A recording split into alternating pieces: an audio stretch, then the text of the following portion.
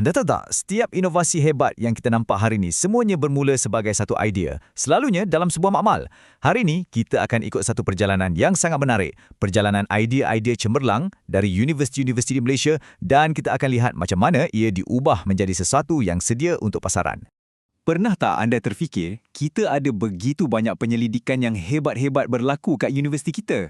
Tapi, macam mana kita nak bawa semua hasil kajian ni keluar dari Menara Gading tu dan tukarkan ia jadi sesuatu yang betul-betul boleh bagi impak pada masyarakat dan juga pada ekonomi kita?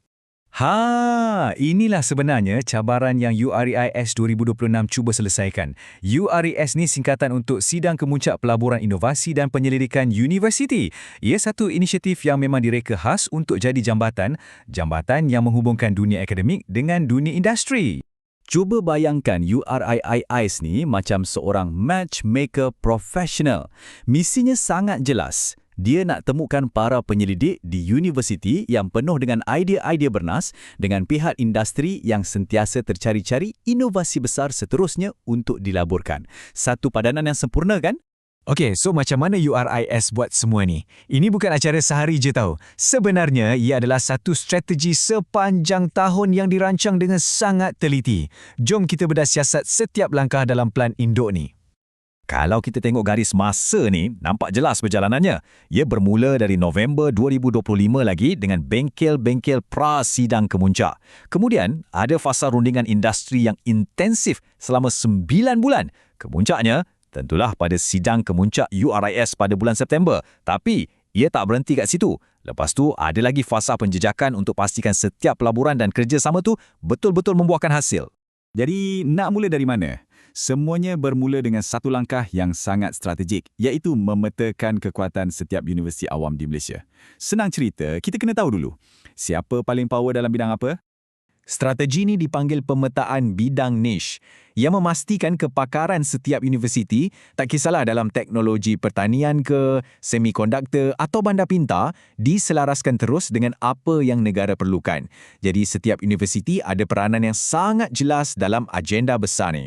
Okey, sekarang kita masuk fasa yang lebih dinamik. Di sinilah di mana idea-idea mentah tadi mula dibentuk, digilap dan diasah sampailah ia cukup tajam untuk menarik minat para pelabur. Proses ni digerakkan melalui siri dialog inovasi dan pelaburan di seluruh negara. Ia bukan mesyuarat biasa, ia menghimpunkan semua pemain utama dari universiti dan industri duduk semeja di bawah satu bumbung. Kita mulakan jelajah kita di Pulau Pinang, hub teknologi tinggi negara kita. Kat sini, perbincangan memang tertumpu pada bidang-bidang kritikal macam semikonduktor dan pembuatan termaju. Memang kena dengan kepakaran di sana. Lepas tu, kita bergerak pula ke Kuala Lumpur. Fokusnya berbeza. Perbincangan beralih kepada masa depan pembangunan bandar dan ekonomi digital. Topik-topik macam bandar pintar dan fintech jadi agenda utama. Dan kemudian kita ke Johor, di mana skopnya berkembang lagi. Perbincangan menyentuh isu-isu penting macam tenaga lestari, teknologi hijau dan juga teknologi pertahanan. Ini menunjukkan betapa luasnya liputan inisiatif UIRIS ni merentasi pelbagai sektor penting negara.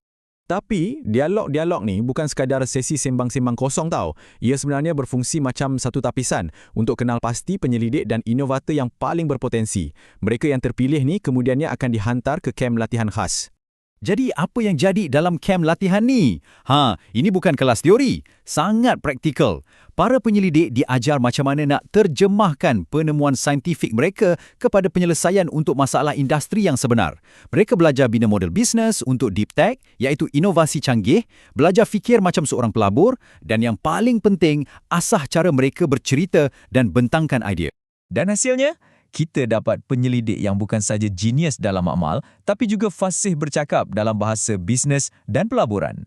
Mereka ni sekarang dah betul-betul bersedia untuk naik ke pentas yang lebih besar, arena pembentangan URIS 2026. Dan pentas terbesar itu dah tentulah acara kemuncak URIS sendiri. Lepas berbulan-bulan buat persediaan, inilah masanya di mana semua pihak berkumpul dan perjanjian sebenar mula terbentuk. Detik yang dinanti-nantikan. Cuba tengok agenda untuk acara utama ni. Memang padat dan serius. Penuh dengan sesi-sesi penting, ada ucap tama dari kementerian, ada panel perbincangan yang libatkan CEO-CEO terkemuka. Ini bukan persidangan biasa. Ini adalah medan di mana keputusan-keputusan besar dibuat. Inilah dia, a moment of truth. Di sinilah semua potensi bertukar menjadi realiti, di mana memorandum persefahaman ditandatangani dan komitmen pelaburan yang sebenar dibuat secara rasmi. Inilah hasilnya. Okey, lepas semua usaha ni, macam mana kita nak tahu benda ni berjaya ke tak? Macam mana kita ukur kejayaan?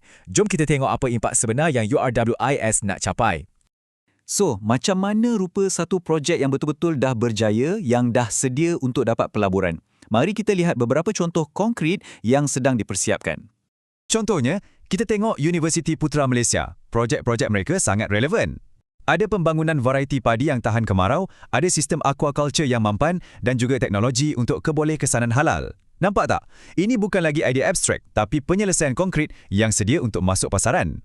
Dan pada akhirnya, kejayaan URIS ni diukur pakai metrik yang sangat jelas dan nyata. Berapa jumlah pelaburan yang berjaya diperoleh, berapa banyak projek yang dilancarkan, dan berapa banyak teknologi yang berjaya dikomersialkan. Inilah pulangan pelaburan atau ROI yang sebenar.